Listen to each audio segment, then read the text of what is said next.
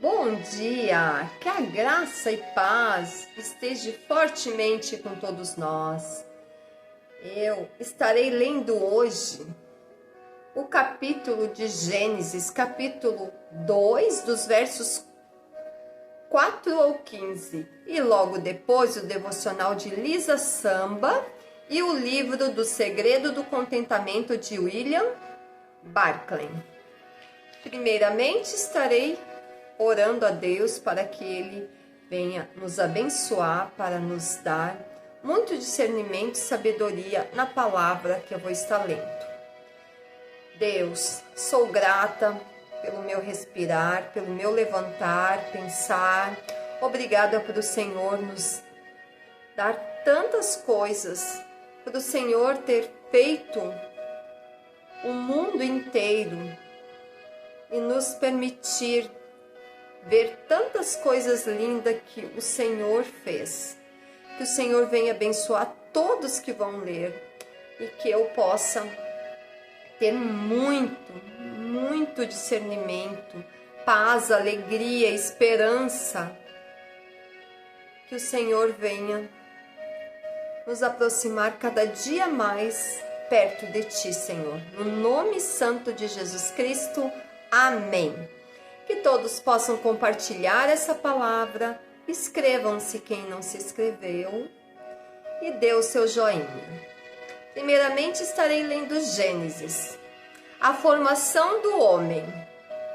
Esta é a gênese dos céus e da terra quando foram criados, quando o Senhor Deus os criou. Não havia ainda nenhuma planta do campo na terra, pois ainda nenhuma erva do campo havia brotado, porque o Senhor Deus não fizera chover sobre a terra. E também não havia homem para lavrar o solo, mas uma neblina subia da terra e regava toda a superfície do solo. Então formou o Senhor Deus ao homem do pó da terra e lhe soprou nas narinas o fôlego de vida, e o homem passou a ser alma vivente.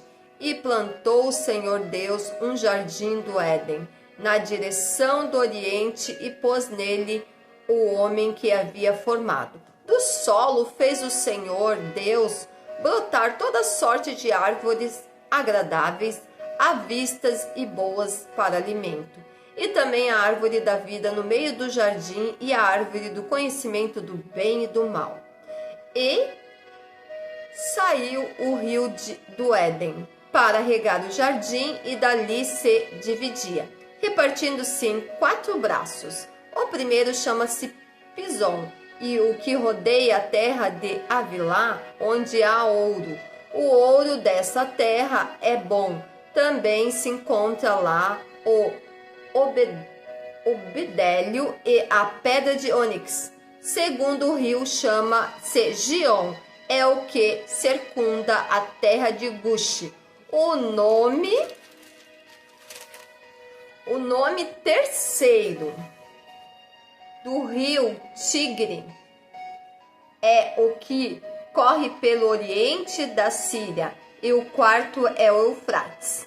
Tomou, pois, o Senhor Deus ao homem e o colocou no jardim do Éden, para cultivar e o guardar. E o Senhor Deus lhe deu esta ordem: de toda a árvore do jardim comerás livremente. Amém. E no devocional, gratidão no dia da terra.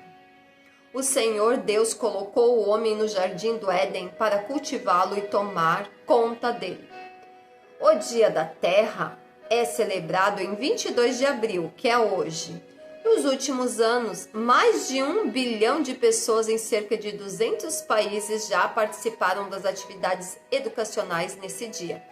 Todos os anos, o Dia da Terra nos lembra da importância de cuidar do nosso incrível planeta. Mas a ordem para cuidarmos do meio ambiente é muito mais antiga, remota à criação. Em Gênesis, aprendemos que Deus criou todo o universo, formou a terra como um lugar para os humanos habitarem. Ele não só formou os picos das montanhas e as planícies exuberantes, mas também criou o jardim do Éden e o belo lugar que fornecia alimento, abrigo e beleza para os seus habitantes. Depois de dar o fôlego da vida à sua criação, mais importante, os seres humanos, Deus os colocou nesse jardim e lhe deu a responsabilidade de cultivá-lo e tomar conta dele. Depois que Adão e Eva foram expulsos do jardim, cuidar dele. Depois que Adão e Eva foram expulsos do jardim, cuidar da criação de Deus tornou-se mais difícil. Mas até hoje o próprio Deus cuida do nosso planeta e de suas criaturas e pede que façamos o mesmo. Provérbios 12, 10. Quer vivamos em cidades lotadas ou em áreas rurais, todos nós temos maneiras de cuidar das áreas que Deus nos confiou. Ao cuidarmos da terra, que isso seja um ato de gratidão a Ele por este belo planeta. Que parte da criação tira o seu fôlego? Como você pode cuidar da parte da terra que Deus confiou a você? Deus, Criador, confiaste-nos dar um maravilhoso planeta. Ajuda-nos a cuidar dele com muita gratidão a Ti. Agora eu vou estar lendo o livro O Segredo do Contentamento. Podemos ver isso claramente na segunda carta de Paulo a Timóteo, sendo assim que o apóstolo Paulo quis dizer que autossuficiência, em Filipenses 4:11, no contexto, a ideia da autossuficiência é de que as circunstâncias exteriores não nos definem. Estamos contentes independentemente de onde Deus nos colocar. Não importa qual a nossa situação. Além do mais, nós não dependemos de fatores externos para ter contentamento. Pelo contrário, ele vem pela obra do Espírito Santo em nós. A graça de Deus que opera em nós, além do mais, nós não dependemos de fatores externos para ter contentamento. Pelo contrário, ele vem pela obra do Espírito Santo em nós. A graça de Deus que opera em nosso coração nos dá tranquilidade interior, apesar das circunstâncias exteriores. Quando as crianças choram, é comum lhes oferecermos coisas na tentativa de acalmá-las, não é mesmo? Quando dá certo, é o objeto que acalma a criança e a mantém temporariamente satisfeita.